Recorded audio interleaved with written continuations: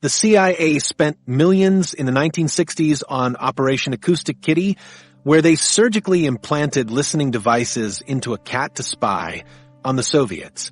The first mission ended when the cat got hit by a taxi right outside the target building. They literally turned a cat into a walking recording device, and it died within minutes of deployment. The project cost $20 million and produced zero intelligence. But here's the thing. This isn't even close to being the weirdest thing they've declassified recently. We're talking about government projects so bizarre that you'll question whether we're living in a simulation. And some of the most ridiculous ones happened just last year. The Great Pigeon Surveillance Scandal. Take the CIA's actual animal surveillance programs from the 1960s. They spent millions on Operation Acoustic Kitty, surgically implanting listening devices into cats for espionage missions. But that wasn't their only attempt at turning animals into intelligence assets. They also experimented with pigeons, training them to carry tiny cameras for reconnaissance missions over Soviet territory. The pigeon program was called Operation Decana, and it was completely real. CIA operatives actually spent months training pigeons to fly specific routes with miniature cameras strapped to their bodies. The birds were supposed to photograph Soviet shipyards in Leningrad where they built advanced submarines. Someone in the CIA looked at pigeons and thought these flying rats could be the future of intelligence gathering against the Soviet Union. The training process was exactly as ridiculous as you'd imagine.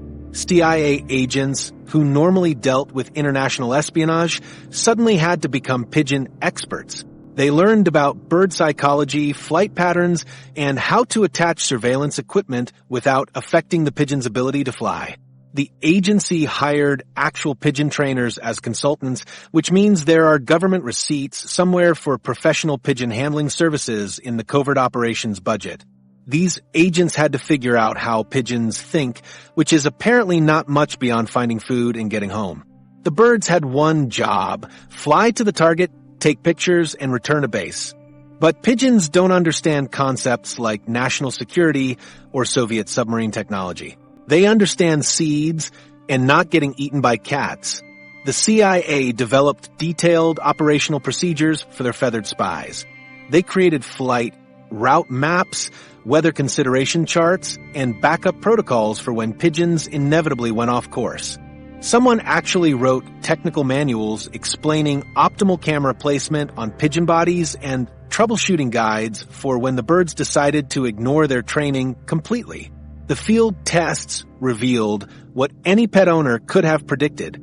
Pigeons are not reliable intelligence assets. They get distracted by food, they follow other pigeons instead of their assigned routes, and they have absolutely no concept of operational security. The CIA discovered that pigeons trained to fly to specific locations will happily fly somewhere completely different if they spot something more interesting along the way.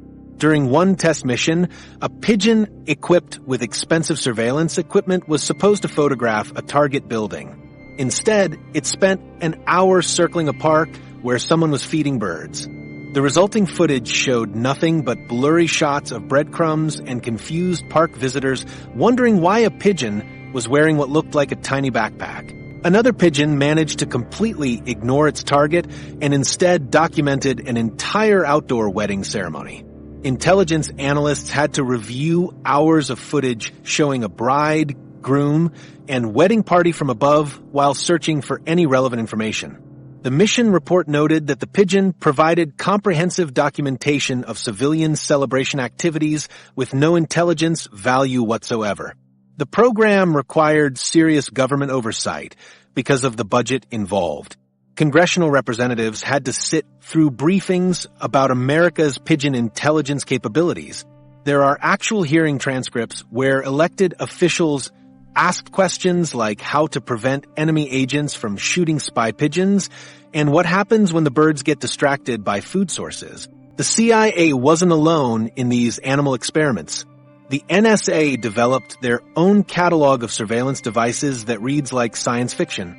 They created USB implants called cottonmouth that could be surgically placed in various animals for intelligence gathering. The technical specifications describe devices so small they could be implanted in creatures as tiny as ants, turning insects into walking surveillance equipment. These programs generated mountains of paperwork. Every pigeon had its own operational file with training records, performance evaluations, and behavioral assessments. Someone actually wrote performance reviews for birds, rating their surveillance potential and mission reliability. The files contain phrases like Asset P7 shows navigational promise, but requires additional motivation training, and recommend reassignment due to persistent attention deficit behaviors. The documentation includes detailed risk assessments that seriously considered scenarios like pigeon defection to enemy forces, equipment malfunction during critical operations, and civilian adoption of surveillance assets. They developed contingency plans for every possible pigeon-related operational failure, which turned out to be most of them. The most absurd aspect was the bureaucratic seriousness applied to fundamentally ridiculous concepts. These programs had proper organizational charts, budget allocations, progress reports, and quarterly reviews. Someone convinced government officials that training pigeons for espionage missions deserved the same administrative structure as legitimate intelligence operations. The Pigeon Surveillance Program perfectly demonstrates how government bureaucracy can transform any idea, regardless of its practical merit, into a properly documented, officially supervised multi-million-dollar initiative. The fact that it failed completely was apparently less important than following correct procedures while failing. The CIA's creative approach to surveillance stemmed from a fundamental misunderstanding of animal behavior. The operational manuals include behavioral studies that any bird owner could have provided for free. Pigeons like food, they want to return home, and they have no interest in international espionage. These basic facts somehow required extensive research and millions of dollars to discover.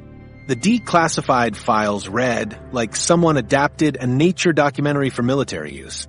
There are technical diagrams showing camera placement on bird anatomy, flight pattern analyses that resemble elementary school science projects, and operational protocols that treat pigeons like tiny feathered soldiers who could be trained to follow complex mission parameters. The entire animal surveillance program represents the intersection of Cold War paranoia and bureaucratic overreach. Intelligence agencies were so desperate for innovative surveillance methods that they convinced themselves animals could be transformed into reliable intelligence assets. The results proved that nature doesn't care about national security objectives. But animal surveillance wasn't the strangest direction government agencies took their creative thinking. They were just getting started with ideas that would make pigeon spies look completely reasonable by comparison. When the Pentagon investigated TikTok dances, the CIA's Stargate program took government paranoia to completely different levels. Starting in the 1970s, the agency spent over $20 million investigating whether psychics could spy on Soviet military installations using nothing but their minds. This wasn't some fringe research project tucked away in a basement. The Defense Intelligence Agency assigned serious military personnel to test whether people claiming psychic abilities could gather intelligence through remote viewing. The program recruited individuals who claimed they could see distant locations and events without physically being there. These weren't carnival fortune tellers or street corner mystics. The CIA found people who genuinely believed they possessed supernatural abilities and convinced government officials that psychic espionage deserved millions in taxpayer funding.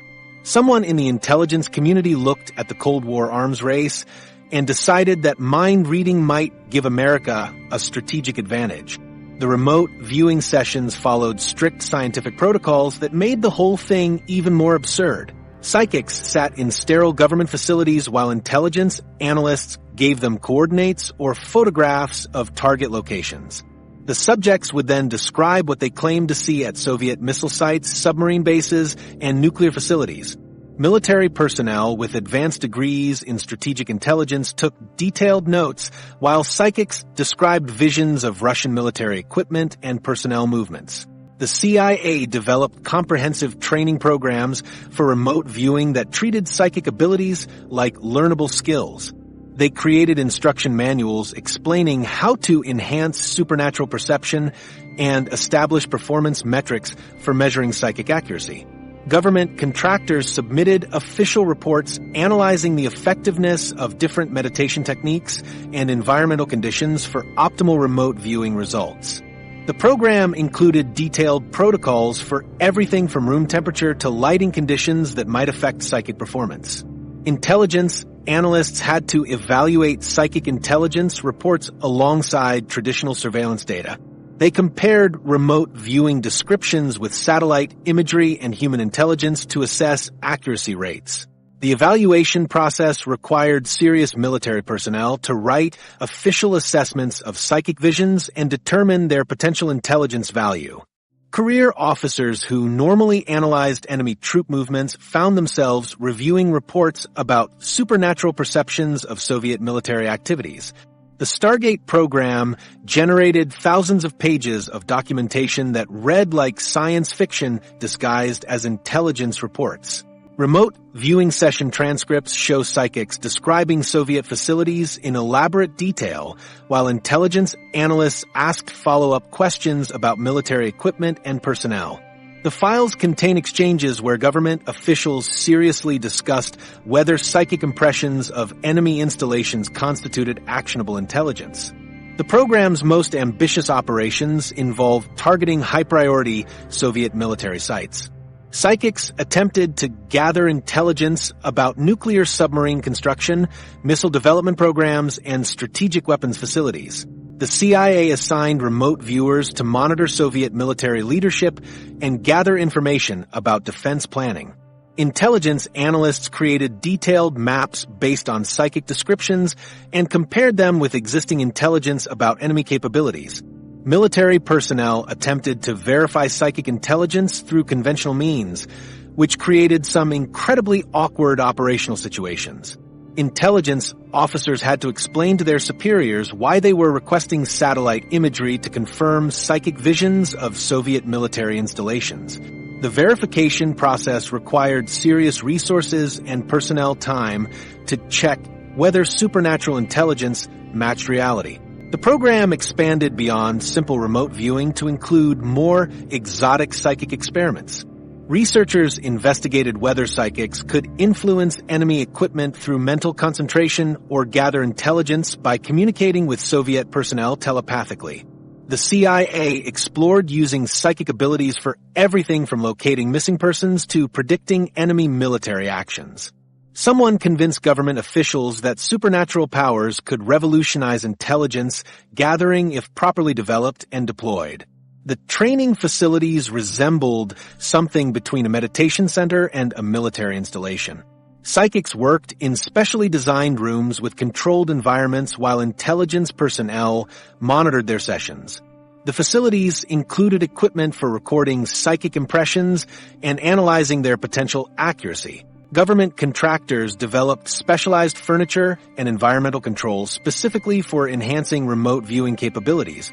The bureaucratic structure around the Stargate program was completely serious despite its supernatural focus. The project had proper organizational charts, budget allocations, progress reports, and performance evaluations. Intelligence officials attended regular briefings about psychic intelligence capabilities and operational readiness. The program followed standard military protocols for classified research while investigating abilities that most people would consider fantasy. The most expensive aspect was the extensive research into psychic phenomena that accompanied the operational program. The CIA funded university studies investigating the scientific basis for remote viewing and telepathic communication. Researchers conducted laboratory experiments measuring psychic abilities under controlled conditions. The scientific research component cost millions and produced academic papers about supernatural intelligence gathering that were classified at the highest levels. Defense contractors submitted technical proposals for enhancing psychic abilities through technology and training. Companies developed specialized equipment for monitoring remote viewing sessions and measuring psychic performance. The technical development included everything from biofeedback devices to environmental controls designed to optimize supernatural perception. Major defense contractors that normally built weapon systems found themselves researching psychic enhancement technologies. The program's operational history includes numerous attempts to gather intelligence about specific Soviet military targets through remote viewing. Psychics provided detailed descriptions of enemy facilities that intelligence analysts compared with existing information about Soviet capabilities. The operational files contain hundreds of remote viewing reports about everything from submarine construction to nuclear weapons development. Military personnel had to evaluate psychic intelligence alongside conventional surveillance data and determine its reliability for strategic planning. The Stargate program represents the intersection of Cold War, desperation, and bureaucratic willingness to investigate any potential intelligence advantage. The CIA was so concerned about Soviet capabilities that they convinced themselves supernatural abilities might provide crucial strategic information. The program continued for over 20 years because intelligence officials couldn't definitively prove that psychic espionage was impossible. The declassified files reveal that government agencies will investigate literally any concept if it might provide intelligence advantages over enemy nations. The same institutional structure that protects national security can also lead to spending millions on supernatural research programs. The documentation shows how bureaucratic processes can legitimize almost any idea if it's presented with proper scientific methodology and national security justification. But psychic espionage wasn't the strangest way government agencies tried to understand threats they couldn't quite grasp. Sometimes the most ordinary civilian behavior would trigger investigations that made remote viewing look completely rational. The classified toilet paper crisis. The CIA's Project Bazaar took animal experimentation to levels that made psychic espionage look reasonable. Starting in 1967, the agency spent millions investigating whether they could control animals through surgical brain implants and electronic stimulation. This wasn't theoretical research about animal behavior.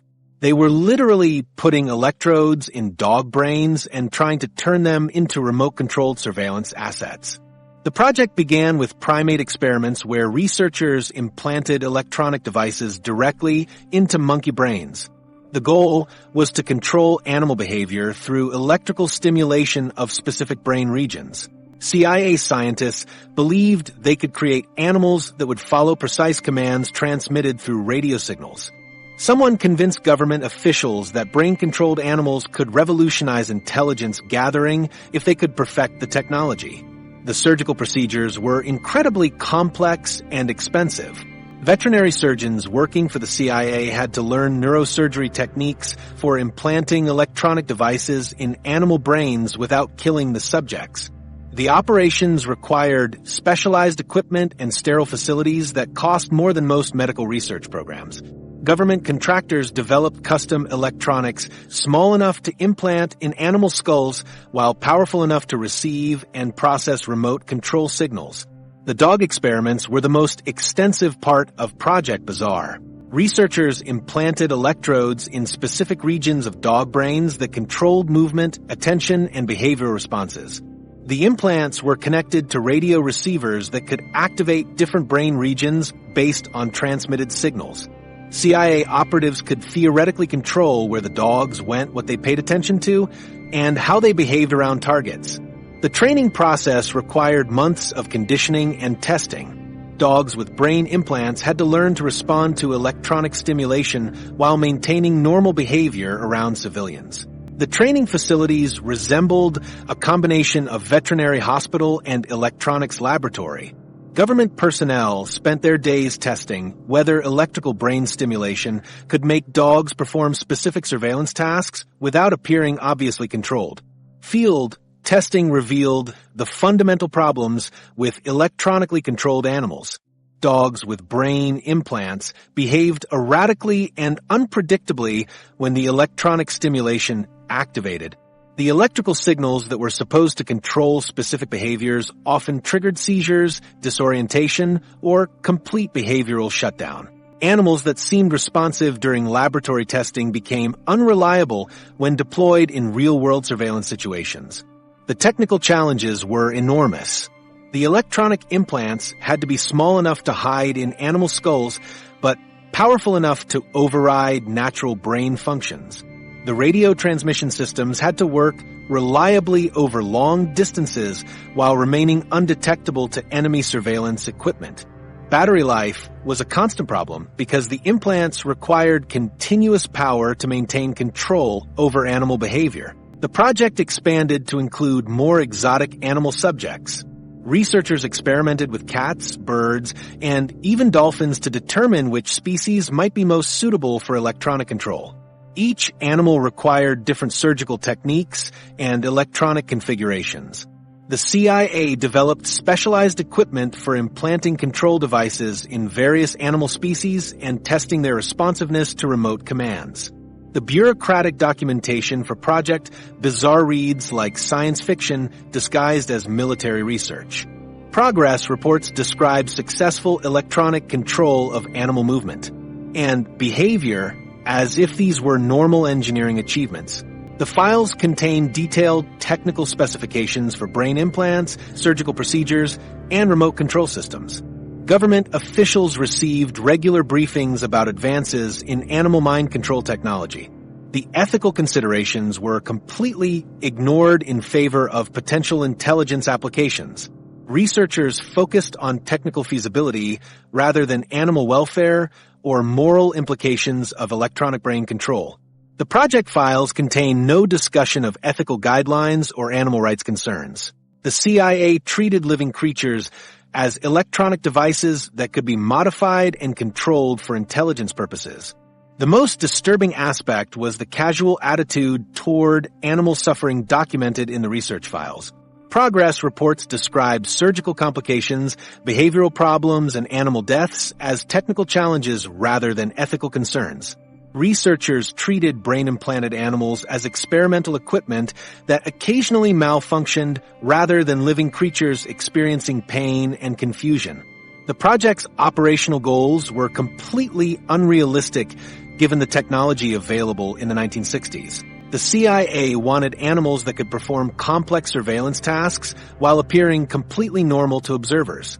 The electronic control systems were supposed to override natural animal instincts and behaviors without causing obvious signs of artificial manipulation. These requirements were impossible to achieve with crude brain implants and primitive radio control technology. The financial costs were staggering for a program that produced no usable intelligence assets. The CIA spent millions on surgical equipment, electronic development, animal facilities, and personnel training. The project required specialized veterinary staff, electronics engineers, behavioral researchers, and field operatives. Major defense contractors submitted proposals for advanced animal control systems that cost more than conventional surveillance equipment. The research generated thousands of pages of technical documentation about electronic animal control that had no practical applications. The files include detailed surgical procedures, electronic schematics, behavioral analysis reports, and operational protocols. Government scientists became experts in animal neurosurgery and electronic brain stimulation while contributing nothing to legitimate intelligence gathering capabilities. Project Bizarre represents the intersection of Cold War, desperation, and scientific overreach.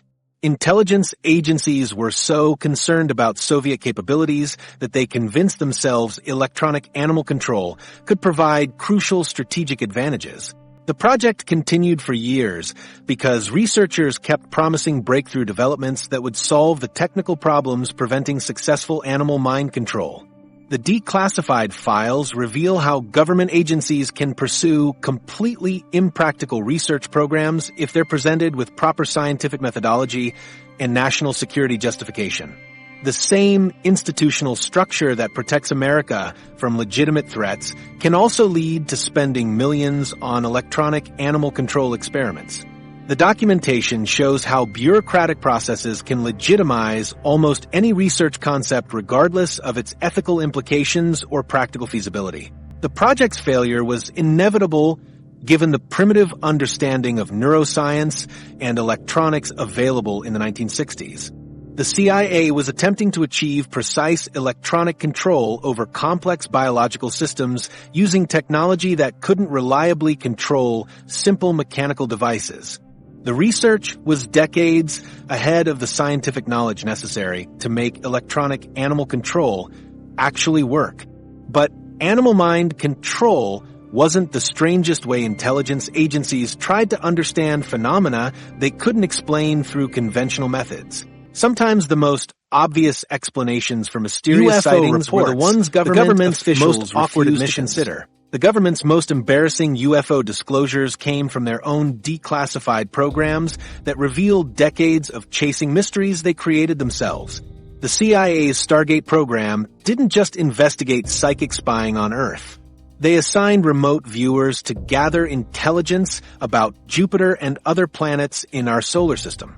Someone convinced government officials that psychics could provide astronomical data about alien civilizations by staring at photographs of distant planets and describing what they saw through supernatural perception. The remote viewing sessions targeting Jupiter were completely serious despite their absurd premise. CIA analysts sat with psychics who claimed they could see the surface of Jupiter and describe alien structures or activities happening on a planet that's mostly gas with crushing atmospheric pressure. The session transcripts show intelligence personnel asking detailed questions about Jovian civilization and taking notes about psychic impressions of alien technology. Government employees with security clearances spent their days recording supernatural descriptions of extraterrestrial life on planets where life couldn't possibly exist. The Jupiter intelligence reports read like science fiction written by people who failed basic astronomy. Remote viewers described vast cities floating in Jupiter's atmosphere and advanced alien civilizations that had mastered gas giant colonization. They provided detailed accounts of alien technology and social structures based entirely on psychic visions of a planet that humans had never visited. Intelligence analysts compiled these supernatural reports into official documents that were classified at the highest levels and distributed to senior military officials.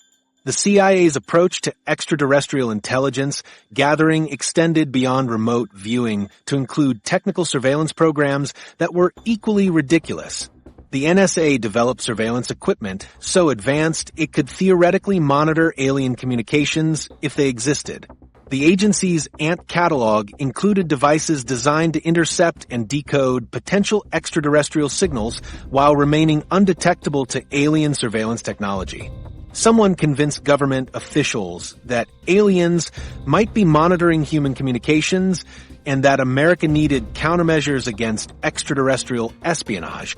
The ANT catalog surveillance devices were real pieces of equipment with technical specifications that read like alien technology themselves. The NSA created listening devices so small they could be disguised as insects while powerful enough to intercept communications across vast distances. These devices were supposedly capable of detecting alien transmission frequencies and decoding extraterrestrial languages that humans had never encountered.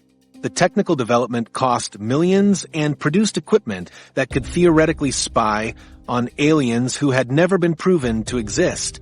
The Moscow Signals incident revealed another layer of government paranoia about unknown technologies.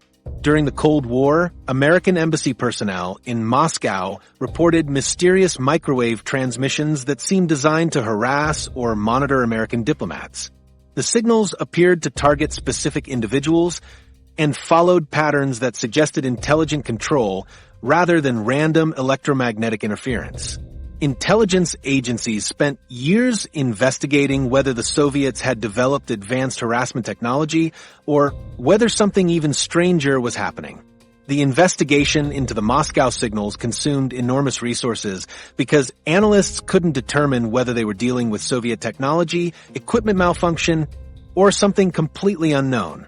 The signals displayed characteristics that didn't match known Soviet capabilities, leading to speculation about advanced foreign technology or even extraterrestrial interference. Intelligence personnel developed elaborate theories about the signal's purpose and origin while struggling to understand how they worked or who was controlling them. The microwave harassment investigation files contain hundreds of pages analyzing signal patterns, health effects on embassy personnel, and potential countermeasures against unknown transmission sources. Government scientists studied the signal's frequency characteristics and attempted to reverse engineer the technology responsible for generating them. The research included medical studies of personnel exposed to the signals and technical assessments of equipment that might be causing the mysterious transmissions.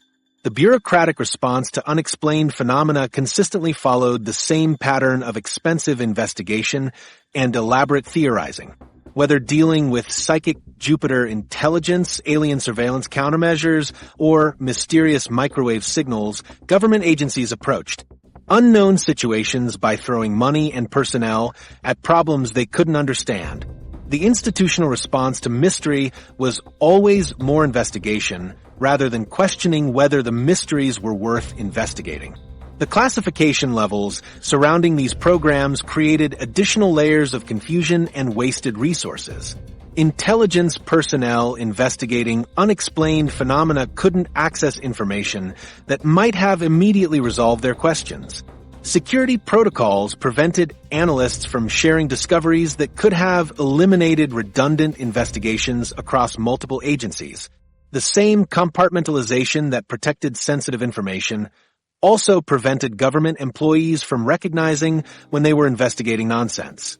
The financial costs of chasing government-created mysteries were staggering across multiple decades. The CIA spent millions on psychic intelligence programs that produced no actionable information about anything, terrestrial or extraterrestrial. The NSA developed surveillance equipment for monitoring alien communications that never materialized. Multiple agencies investigated mysterious signals and phenomena that had mundane explanations they couldn't access due to classification restrictions. The historical pattern reveals how government agencies consistently transformed ordinary events into elaborate mysteries through institutional incompetence and bureaucratic paranoia. Classified military tests became UFO sightings when other agencies couldn't identify American technology. Experimental equipment generated mysterious signals that triggered expensive investigations by personnel who weren't cleared to know about the experiments. Communication failures between agencies created decades of false mysteries that consumed resources while missing actual security threats. The real conspiracy behind government UFO investigations wasn't alien cover-ups or advanced foreign technology. The conspiracy was institutional dysfunction so severe that agencies couldn't distinguish between legitimate threats and their own activities. Government employees spent careers investigating phenomena that existed only because other government employees couldn't communicate basic information about their work. The declassified files demonstrate how classification systems designed to protect national security can instead create elaborate mythologies about non-existent threats. The same protocols that prevent enemies from accessing sensitive information also prevented American agencies from recognizing American technology, creating feedback loops of self-investigation that lasted for decades. But government agencies weren't finished creating mysteries out of ordinary civilian activities. Sometimes the most innocent forms of modern communication would trigger investigations that made UFO research look completely reasonable by comparison. The Great Emoji Threat Assessment, the NSA's 2008 Kibitzer program, revealed how government agencies approached digital surveillance with the same institutional paranoia that drove their animal experiments. Intelligence officials became convinced that British surveillance systems might contain hidden backdoors or monitoring capabilities that could compromise American communications. The program assigned serious resources to analyzing whether America's closest intelligence ally was secretly spying on American agencies through their own surveillance equipment. The Kibitzer investigation focused on GCHQ's listening systems that American intelligence agencies had been using for joint operations. NSA analysts spent months examining British-designed surveillance equipment to determine whether it contained hidden monitoring functions that could transmit American intelligence back to British agencies. Someone convinced senior officials that their most trusted intelligence partners might be using shared surveillance programs to spy on American operations. The technical analysis required enormous resources because investigators had to reverse engineer complex surveillance systems without alerting British intelligence to their suspicions. NSA engineers created detailed schematics of GCHQ equipment and analyzed every component for potential backdoor access points. They developed testing protocols to identify hidden transmission capabilities that might be sending American intelligence data to unauthorized recipients. The investigation expanded to include comprehensive analysis of all British-supplied surveillance technology used by American agencies. Intelligence officials reviewed years of joint operations to determine whether British systems had been collecting unauthorized data about American activities. They created detailed timelines showing when British equipment was installed and what information it might have accessed during its operation. The bureaucratic meetings where officials discussed potential British surveillance were incredibly awkward, given the close intelligence relationship between the two countries. Senior analysts had to present findings about possible espionage by America's most important intelligence partner while maintaining operational cooperation on other programs. The investigation required careful balance between security concerns and diplomatic relationships. The analysis revealed fundamental misunderstandings about how international intelligence cooperation actually works.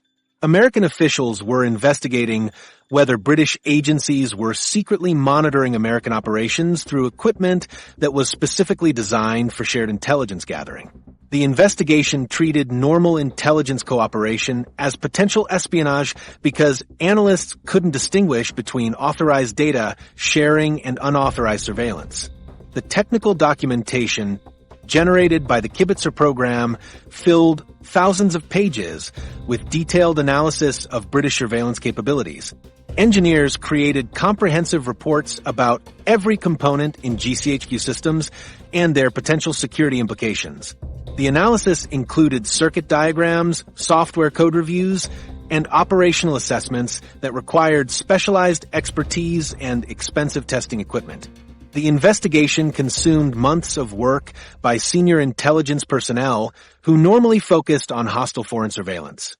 Career analysts who usually monitored enemy communications found themselves investigating equipment provided by their closest allies. The program diverted skilled, technical personnel from legitimate security threats to analyze surveillance systems that were working exactly as designed for joint operations. The financial costs were significant because the investigation required duplicate surveillance capabilities to replace potentially compromised British systems. The NSA had to develop alternative monitoring technologies while continuing to use suspected British equipment to maintain operational capabilities. The program essentially required building parallel surveillance infrastructure while investigating whether existing systems were secure. The most embarrassing aspect was that the investigation revealed more about American paranoia than British surveillance activities. The analysis found no evidence of unauthorized monitoring or hidden backdoor access in British systems. The equipment was performing exactly as specified in joint intelligence agreements that American officials had previously approved and implemented. The final report concluded that GCHQ surveillance systems posed no security threats to American intelligence operations. After extensive technical analysis and significant resource allocation, investigators determined that British intelligence agencies were not secretly monitoring American activities through shared surveillance equipment. The investigation revealed that normal intelligence cooperation had been misinterpreted as potential espionage due to institutional suspicion. The Kibitzer program perfectly demonstrates how government agencies can transform routine international cooperation into elaborate security investigations. The same analytical capabilities designed to identify genuine threats were applied to equipment provided by trusted allies because intelligence officials couldn't distinguish between authorized cooperation and unauthorized surveillance. The investigation consumed valuable resources while missing actual security concerns. The program's documentation reveals the institutional mindset that treats any unknown capability as a potential threat requiring extensive investigation. Intelligence agencies approached British surveillance systems with the same suspicion they would apply to hostile foreign technology. The analysis treated normal equipment functions as possible security vulnerabilities because investigators assumed malicious intent where none existed. The investigation's failure to find any actual security threats didn't prevent similar programs from continuing with other international partners.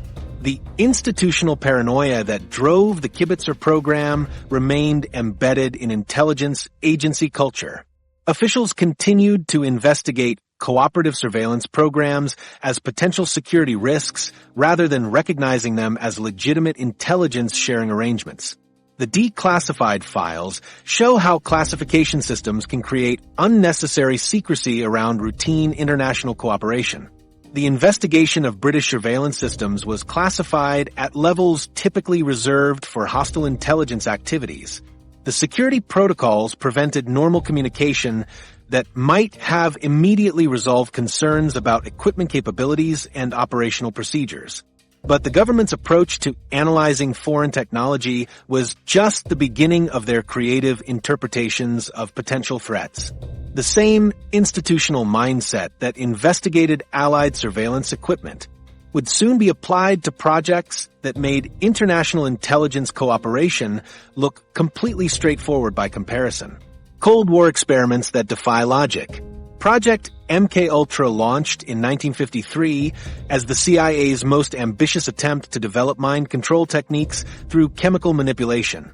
The program involved giving LSD and other psychoactive drugs to unwitting subjects, including government employees, military personnel, and civilians. Someone convinced senior intelligence officials that drugging people without their knowledge was a legitimate research methodology for understanding Soviet brainwashing techniques. The program continued for over 20 years and involved dozens of universities, hospitals, and research institutions across America. The LSD experiments were conducted on subjects who had no idea they were participating in government research. CIA operatives would slip drugs into drinks at parties, conferences, and social gatherings to observe the effects on unsuspecting victims. The researchers documented everything from mild disorientation to complete psychological breakdown in subjects who thought they were just having normal social interactions. Government scientists treated human beings like laboratory animals and recorded their reactions to powerful hallucinogens as if they were studying chemical reactions instead of destroying people's lives. The program expanded to include more extreme experiments that pushed ethical boundaries beyond recognition. Researchers administered massive doses of LSD to psychiatric patients who couldn't consent to the experiments. They kept subjects under the influence of hallucinogens for weeks or months at a time to study long-term effects. The CIA funded research into sensory deprivation, electroshock therapy, and surgical procedures designed to erase memories and implant new ones. Someone actually wrote research proposals for turning human beings into programmable agents through chemical and psychological manipulation. The most disturbing aspect was the complete disregard for subject welfare documented in the research files. Scientists treated adverse reactions, psychological trauma, and permanent mental damage as acceptable side effects of their experiments. The program files contain clinical descriptions of subjects experiencing psychotic episodes, severe depression, and suicidal behavior, as if these were normal research outcomes. Researchers documented humans suffering with the same detached professionalism they would use for analyzing chemical compounds. The bureaucratic structure around MKUltra was designed to hide the program's activities from oversight and accountability. The CIA created front organizations and shell companies to fund research without revealing government involvement. Universities and hospitals received grants for psychological research without knowing they were participating in illegal human experimentation. The compartmentalization prevented researchers from understanding the full scope of the program while protecting senior officials from legal responsibility. The program's operational goals were completely unrealistic given the complexity of human psychology and consciousness.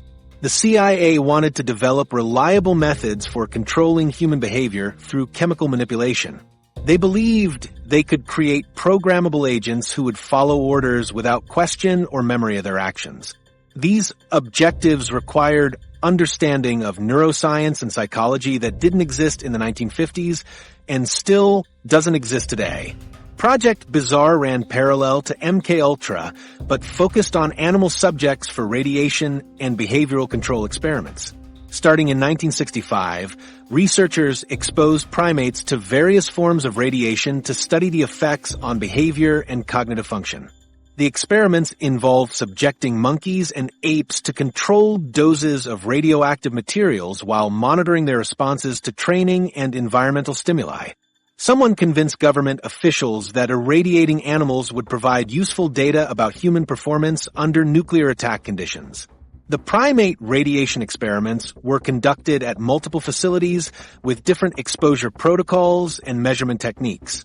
Researchers documented how radiation affected animal learning, memory, social behavior, and physical coordination.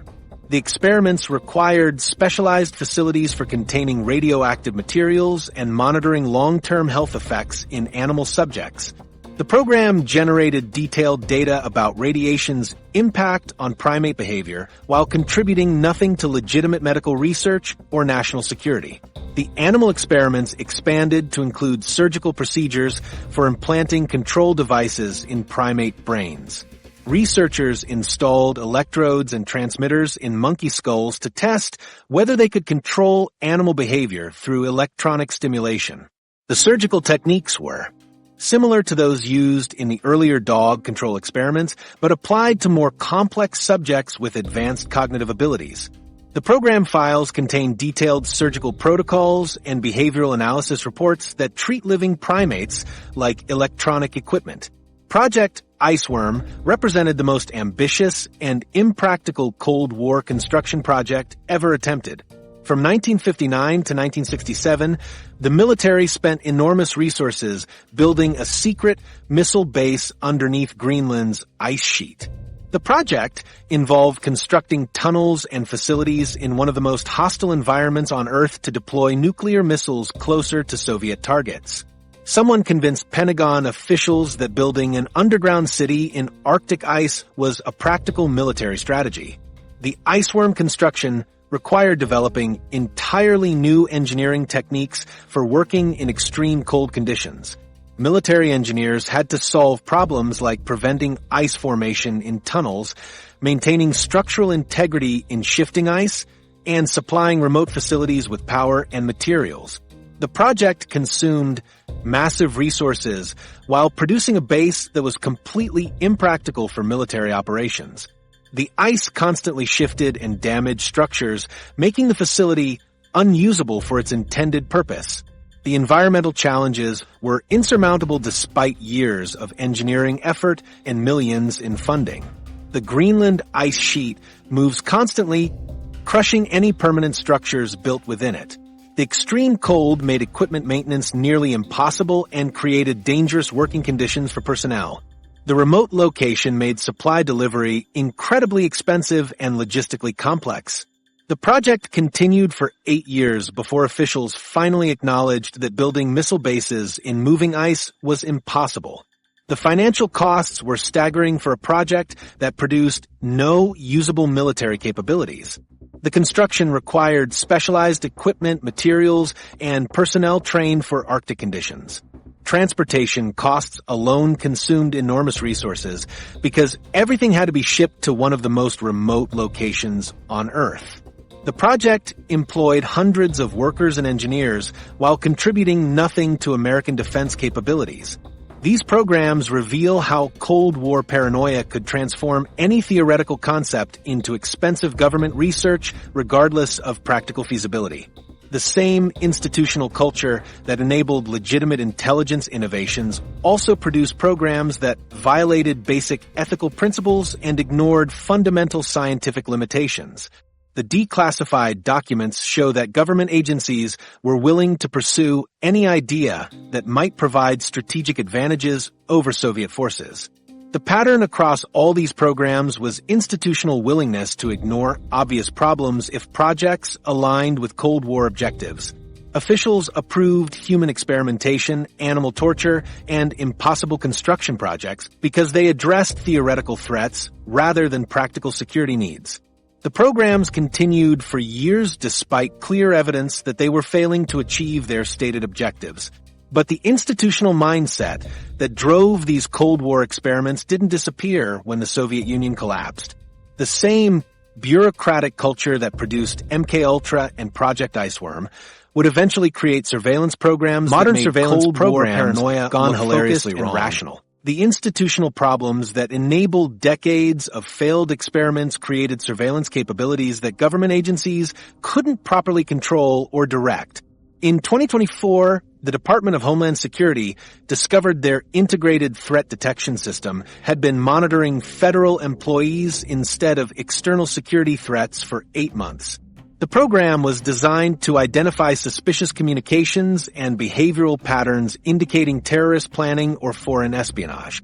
Instead, it recorded thousands of hours of government workers complaining about jobs, discussing weekend plans, and arguing about stolen lunches from office refrigerators. The discovery process was incredibly awkward for everyone involved. Intelligence analysts started recognizing their own voices in surveillance recordings that had been classified as potential threat communications. Analyst Rodriguez was reviewing flag conversations when she heard herself discussing lunch plans with her cubicle neighbor. The conversation had been transcribed, analyzed for suspicious keywords, and filed as a potential security concern because she mentioned meeting someone at a restaurant near a government building. She had to listen to herself debate sandwich versus salad choices while reading official intelligence assessments of her food preferences.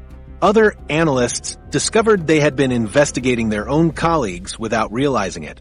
The surveillance system monitored break room conversations and flagged discussions about work frustrations as potential insider threats. Agent Thompson found detailed reports analyzing his conversations with coworkers about overtime scheduling and budget cuts. The reports included behavioral assessments suggesting that employees complaining about workload increases might be vulnerable to foreign recruitment attempts. Normal workplace complaints were being treated as potential security vulnerabilities. The situation worsened when analysts realized they had been inadvertently recorded criticizing supervisors. Multiple employees discovered that private conversations about management decisions had been transcribed and analyzed as potential workplace sabotage indicators. Supervisor Williams learned that his own surveillance program had been monitoring employees discussing his leadership style and management competence. Intelligence reports contained detailed analysis of workplace morale issues interpreted as security concerns. The cascade of privacy violations created massive HR nightmares throughout the agency. Employees filed formal complaints about having personal conversations monitored without consent or knowledge.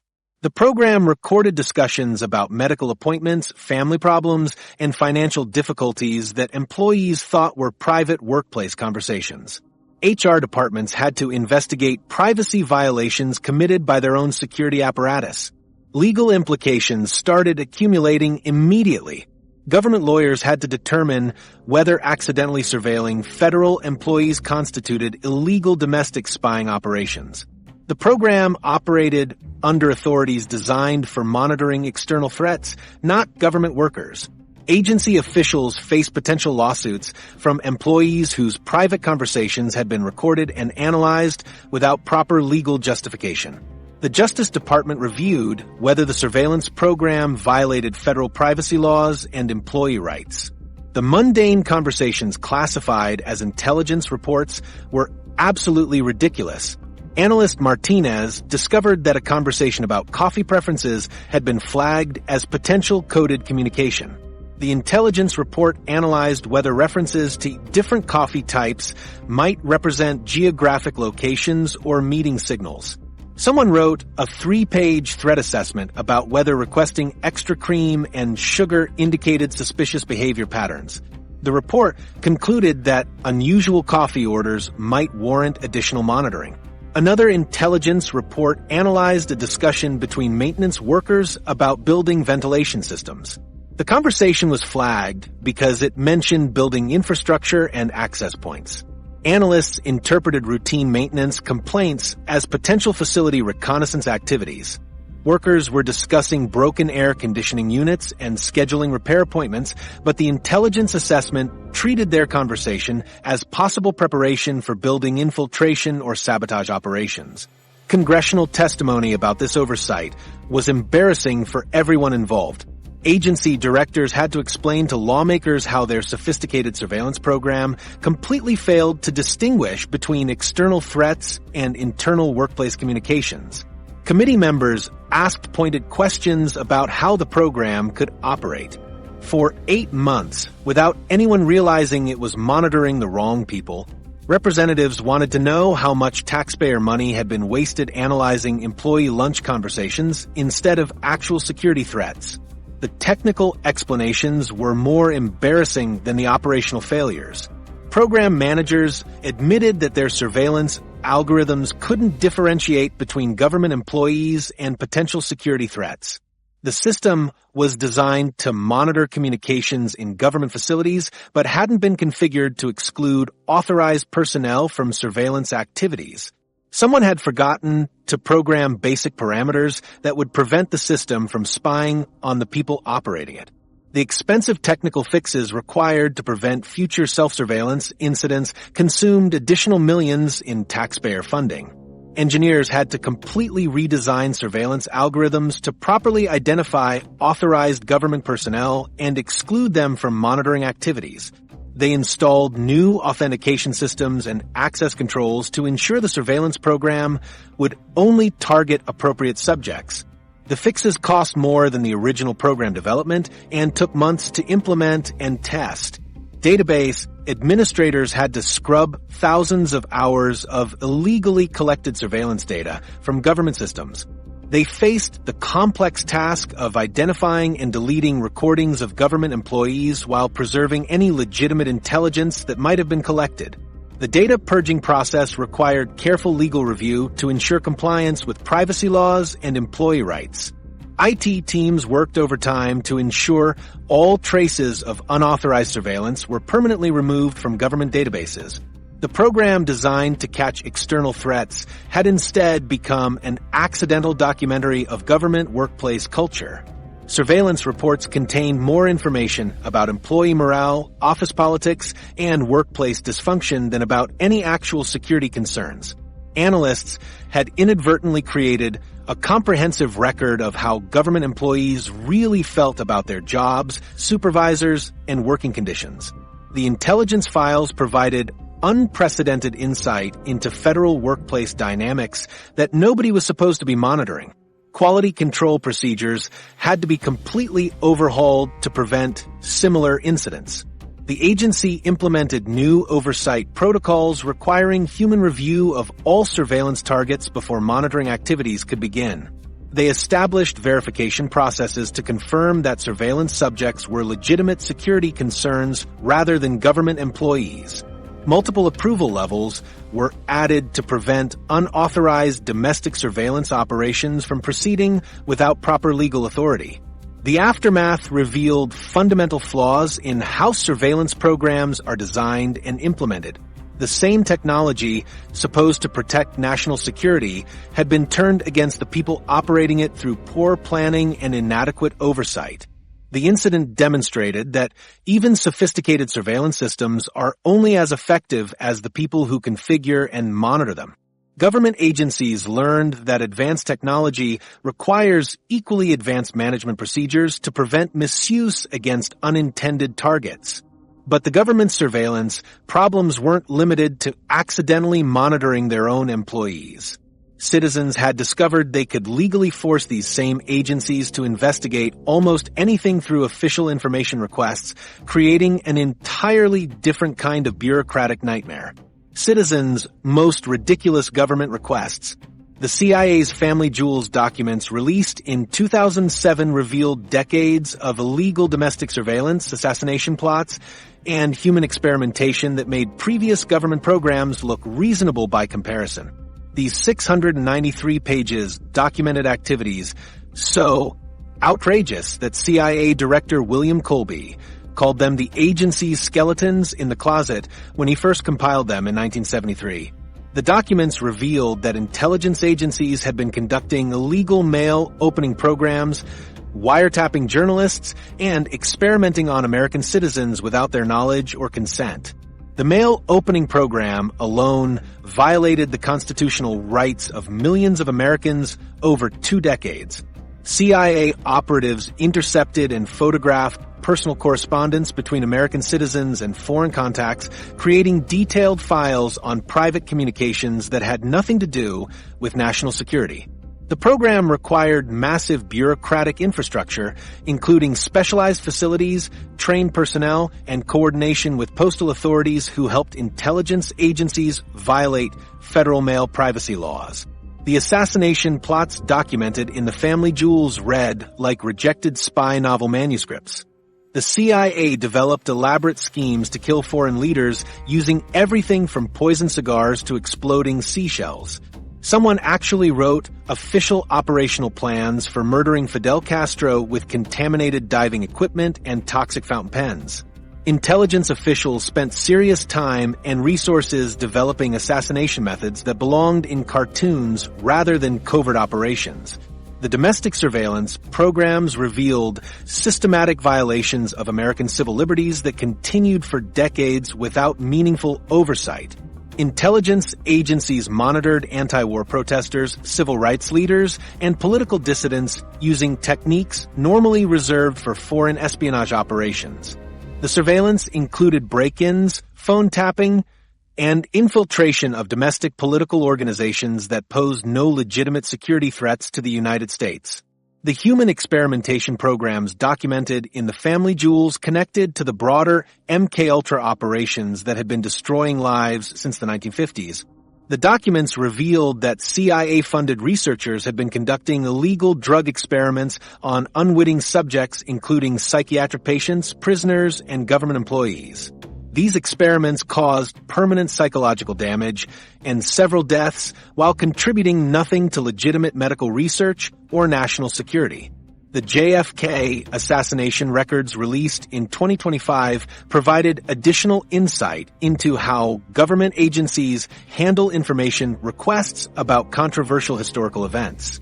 The documents revealed decades of bureaucratic resistance to disclosure and elaborate classification schemes designed to prevent public access to historical information.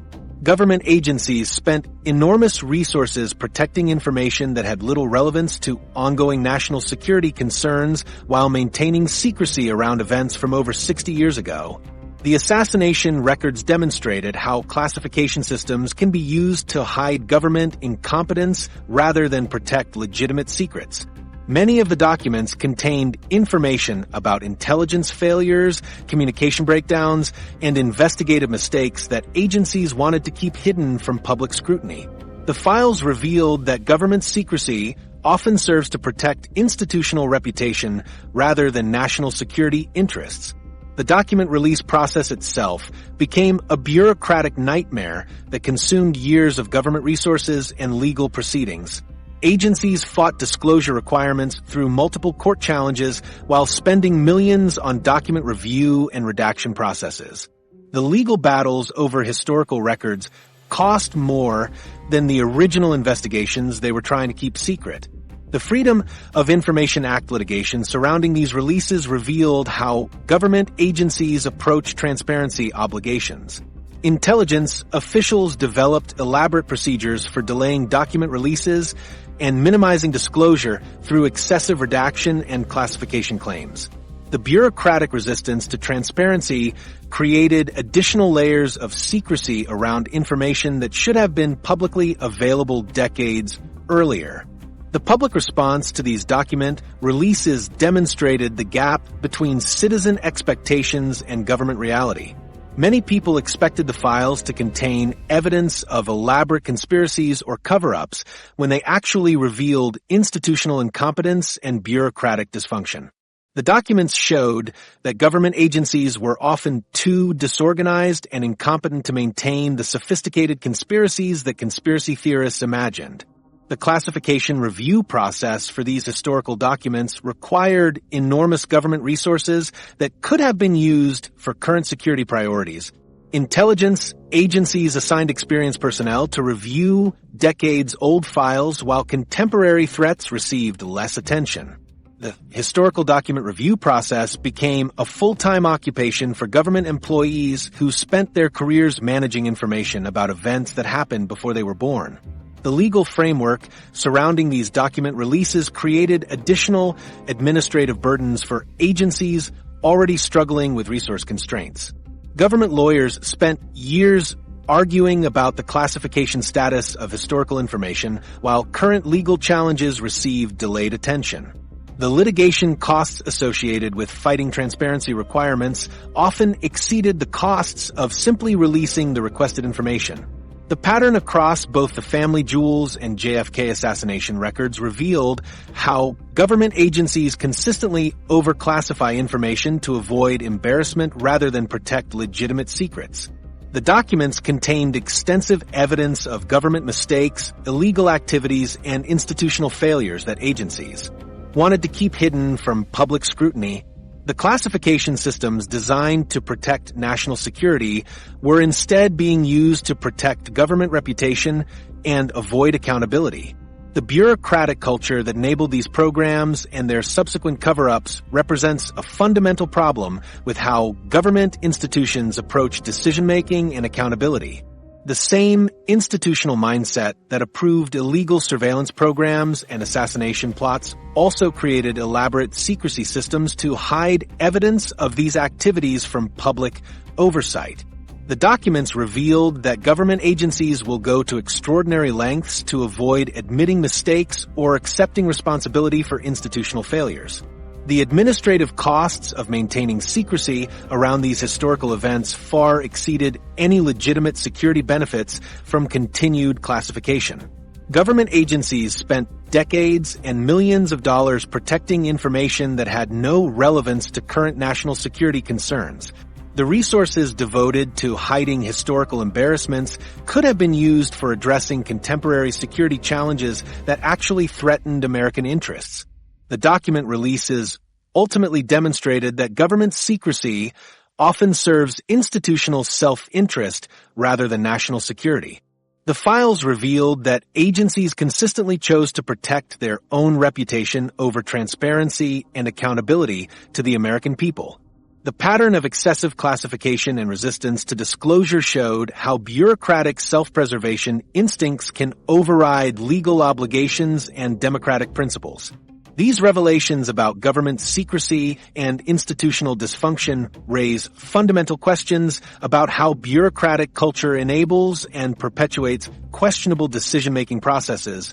The bureaucratic nightmare behind every weird decision, the institutional machinery that produced Acoustic Kitty and Project Iceworm, reveals why government agencies consistently approve programs that any reasonable person would immediately recognize as absurd. These weren't isolated incidents of bureaucratic madness. They represent systematic dysfunction built into how government institutions make decisions and allocate resources. Most bizarre government programs exist because nobody wanted to be the person who said no. The real secret behind every ridiculous project isn't some grand conspiracy or masterful plan to waste taxpayer money.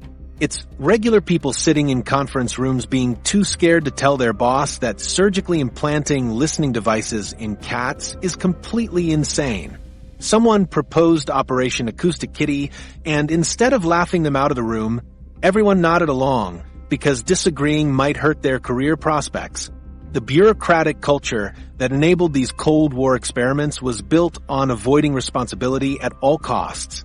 Government employees learned that saying yes to stupid ideas was safer than saying no to potentially brilliant ones. If you approved a ridiculous program like building missile bases in Greenland ice and it failed, you could blame external factors or implementation problems. If you rejected a program and it might have worked, you became the person who killed innovation. This created an environment where the safest career move was approving everything and letting someone else deal with the consequences later. Committee meetings where reasonable people approved unreasonable ideas followed predictable patterns during the Cold War. Someone presented a proposal that sounded vaguely scientific or strategic. Nobody wanted to be the person who admitted they didn't understand the technical details of remote viewing or electronic animal control. Everyone assumed someone else had done the proper evaluation. The meeting became a series of people pretending they saw the value in spending millions on psychic Jupiter intelligence. Each person waited for someone else to point out the obvious problems, but nobody wanted to risk being wrong or looking stupid. The psychology of these meetings was fascinating and depressing. Participants used phrases like, "We should explore all possibilities," and "we can't afford to overlook potential threats," to justify investigating obviously ridiculous things. They convinced themselves that spending $20 million on cat surveillance made sense because national security required comprehensive threat assessment. The same people who would never spend their own money on such nonsense suddenly became very generous with taxpayer funds when they could hide behind institutional authority. Institutional momentum kept bad ideas alive long past their expiration date because stopping a program required someone to admit it was stupid from the beginning. The sunk cost fallacy became overwhelming when millions had already been spent on projects like Iceworm. Officials told themselves that canceling the program would waste all previous investment. So they continued funding it, hoping it might eventually produce something useful. Programs developed their own bureaucratic ecosystems with employees whose jobs depended on continued funding regardless of actual results. Career incentives in government agencies rewarded playing it safe over using common sense. Employees who questioned ridiculous programs like MKUltra got labeled as not being team players or lacking vision. People who approved everything got promoted because they never blocked important initiatives. The system punished critical thinking and rewarded bureaucratic conformity. This created organizations where pointing out obvious problems became a career-limiting move while enabling absurd projects demonstrated proper institutional loyalty. The human cost of bureaucratic cowardice extended far beyond wasted money. Real security threats received inadequate attention because resources got diverted to investigating psychic phenomena and animal mind control. Genuine problems went unsolved while agencies spent years analyzing whether cats could be trained as recording devices. The opportunity cost of these ridiculous programs included all the legitimate work that didn't get done while employees focused on nonsense. Government agencies developed elaborate euphemisms and jargon to make ridiculous projects sound serious and important. Operation Acoustic Kitty became an innovative surveillance initiative. Project Iceworm turned into strategic Arctic deployment capabilities. These impressive-sounding names helped officials convince themselves and others that absurd ideas deserved serious consideration. The language created psychological distance from the reality that they were spending millions teaching cats to spy or building cities in moving ice.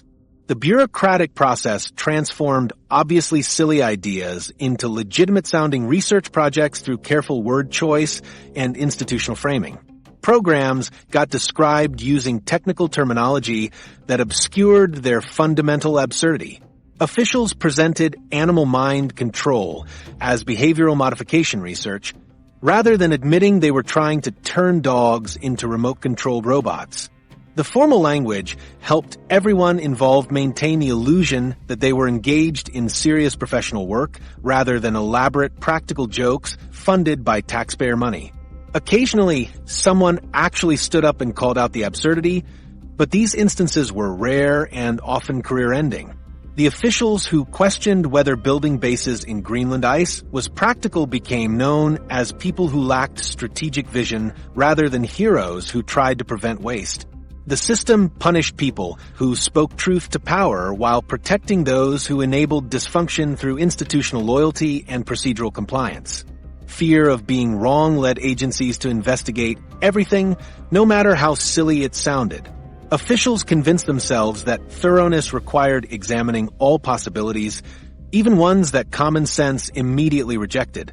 This created a culture where skepticism got treated as closed-mindedness and critical thinking became evidence of insufficient dedication to mission accomplishment. Agencies developed elaborate justifications for why they must investigate obviously ridiculous theories to ensure comprehensive threat assessment. The decision-making process became paralyzed by the possibility of missing something important. Officials would rather waste millions investigating whether psychics could gather intelligence about Jupiter than risk overlooking a potential breakthrough. This led to systematic investigation of ideas that any reasonable person could immediately identify as impossible. The fear of being the person who dismissed a revolutionary concept became stronger than the embarrassment of funding obviously doomed projects. Risk assessment got completely backwards in government bureaucracy. The risk of looking foolish for rejecting a stupid idea became greater than the risk of wasting enormous resources pursuing it. Officials calculated that their careers were safer approving ridiculous programs than blocking them. This created systematic bias toward funding bad ideas because the personal consequences of saying no outweighed the institutional consequences of saying yes. The real secret behind government weirdness wasn't conspiracy or incompetence. It was the simple human fear of making decisions that might be wrong. Government employees were regular people trying to protect their careers and avoid blame. They worked in systems that punished individual judgment and rewarded bureaucratic conformity. The same psychological forces that made people reluctant to speak up in meetings got amplified by institutional structures that made personal safety dependent on group consensus. These patterns didn't disappear when the Cold War ended. The institutional culture that produced Acoustic Kitty and Project Iceworm continues to shape how government agencies operate today. The same bureaucratic incentives that enabled decades of absurd experiments still influence decision-making processes across federal agencies. Understanding these historical examples reveals something much more troubling about how government institutions actually function. What this all means for 2025 and beyond. The bureaucratic machinery that created these programs remains intact and continues operating with the same fundamental incentives. These ridiculous government programs reveal systematic dysfunction that goes way beyond individual stupidity. The pigeon surveillance, psychic Jupiter intelligence, and animal mind control experiments aren't isolated incidents of bureaucratic weirdness. They represent fundamental problems with how government agencies allocate resources, assess risks, and make decisions. The declassification process continues revealing new government activities regularly through ongoing releases like the full CIA ANT catalog and additional Moscow Signals documents. Future JFK file releases and NSA ANT catalog updates will continue shedding light on Cold War history that makes current programs look reasonable by comparison. Right now, there are probably classified programs that future citizens will find completely ridiculous when they surface decades from now.